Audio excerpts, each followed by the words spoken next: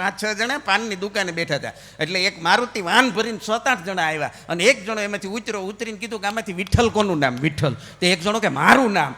ઓલા ઓક્યુન pipe લઈને મારીને ધોઈ નાખ્યો, લોહી જામ કરી દીધો. પછી ગાડી લઈને વહી ગયા. ઓલા મિત્રો ઊભા હતા ને એણે કીધું તારું નામ વિઠ્ઠલ નહોતું, તારે શું કામ કેવું જોઈએ મારું નામ વિઠ્ઠલ? કે લે આપણે જાણવું જ જોઈએ ને એને વિઠ્ઠલનું શું કામ હતું. એને આ કામ હતું. લે આ ન કર્યું હોત તો. નાના બાળકોથી શરૂઆત કરું. નાના બાળકો અમારે તો એની યારે જ પનારો પડ્યો. હા, હમણાં એક બેન 8 છોકરાને લઈને બસમાં ચડ્યા એટલે કંડક્ટરે કીધું એ કે બેન એટલા બધાને લઈને બહાર ગામ ન જવાય, થોડા ઘેરે મૂકતા હોય. બેન કે અડધા જ લાવીશું ભાઈ, અડધા ઘેરે જ છે. બાળક ઈશ્વરનું સ્વરૂપ છે, બાળક ઈશ્વરનું સ્વરૂપ છે. આપણને ગમે પણ થોડા હોય તો.